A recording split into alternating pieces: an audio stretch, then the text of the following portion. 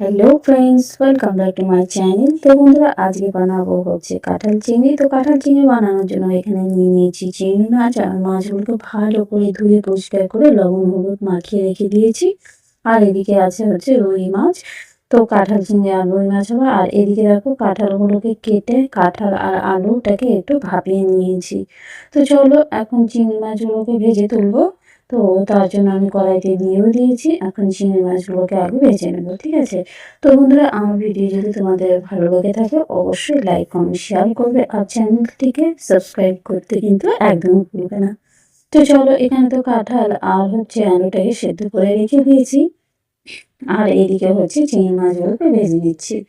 তো বন্ধুরা, এইভাবে একবার বাড়িতে কাঁঠাল চিংড়ি বানিয়ে দেখবে, দেখবে দারুণ খেতে হয় কিন্তু।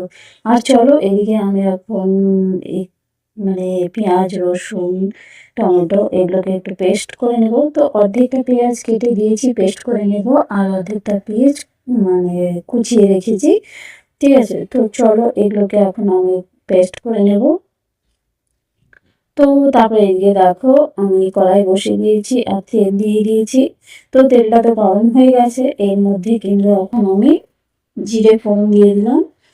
তো এখন এর মধ্যে কিন্তু আমি গোটা গরম মশলা দিয়ে দেবো। তার মধ্যে ছিল হচ্ছে লবঙ্গ, দারচিনি, এলাচ, মরিচ, এদিকে দুটো শুকনো লঙ্কা আর দুটো কিন্তু তেজপাতা দিয়ে দিয়েছি।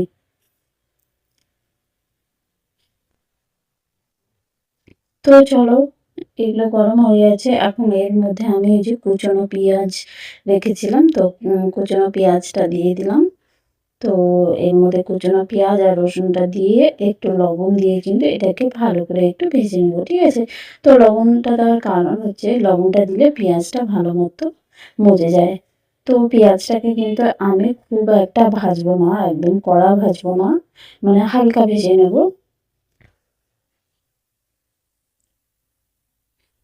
তো এরপর দেখো, আমি যে মশলাটা পেস্ট করে রেখেছিলাম এর মধ্যে কিছু গুঁড়ো মশলা দিয়েছি, যার মধ্যে আছে হলুদ গুঁড়ো, মানে লঙ্কা গুঁড়ো, জিরের গুঁড়ো, ধনের গুঁড়ো, আর একটু আছে মিট মশলা, আর দিয়েছি লবণ, ঠিক আছে? তো এখন এই পেস্টটা কিন্তু আমি এর মধ্যে পেঁয়াজের মধ্যে ঢেলে দেবো। তো বন্ধুরা, কার কার কাঁঠাল চিংড়ি খেতে ভালো লাগে অবশ্যই কিন্তু কমেন্ট করে জানিও। আর আমার তো কাঁঠাল চিংড়ি খেতে খুবই ভালো লাগে, কি আর বলবো। তো কাঁঠাল চিংড়ি হলে আর কিছুই লাগে না। তো এই দেখো, আমি কিন্তু এর মধ্যে পেস্টটা দিয়ে দিলাম।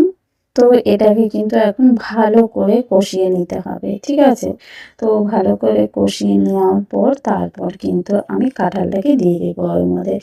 ভালো করে যদি না কষানো হয় তাহলে কিন্তু পেঁয়াজ রসুনের একটা কাঁচা কাঁচা গন্ধ থেকে যাবে।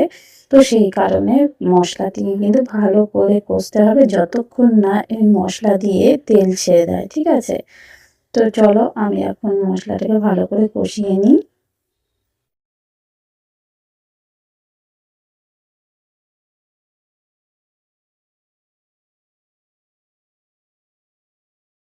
দেখো, আমার কিন্তু মশলাটা ভালো করে কষানো হয়ে গেছে।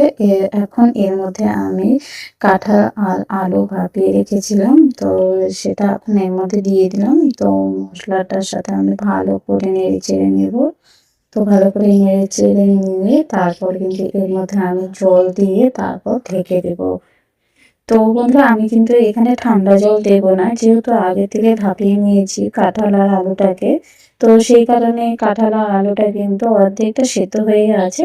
তাই আমি কিন্তু এর মধ্যে ঠান্ডা জলের মানে পরিবর্তে আমি হচ্ছে গরম জল করে রেখে দিয়েছি। তো সেই গরম জলটাই কিন্তু এর মধ্যে দিয়ে দেবো, ঠিক আছে?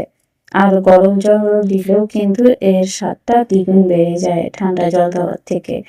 তো তাই আমি গরম জলটাই এখানে দেবো। তো দেখো, আমি আগে থেকে গরম জল করে রেখেছিলাম, তো সেই জলটাই দিয়ে দিলাম। তো জলটা দিয়ে আমি কিছুক্ষণ মানে ঝোলটাকে ফুটতে দেবো।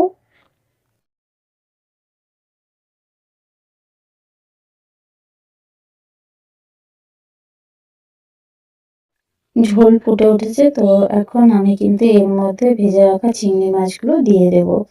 তো চিংড়ি মাছগুলোকে দিয়ে 2 মিনিটের মতো আমি কিন্তু আরও ঝোলটাকে ফুটিয়ে নেব। তারপর নামানোর আগে কিন্তু গরম মশলা দিয়ে নামিয়ে নেব। তো তো বন্ধুরা, আমার রেসিপিটা তোমাদের কেমন লাগলো অবশ্যই কিন্তু কমেন্ট করে জানিও।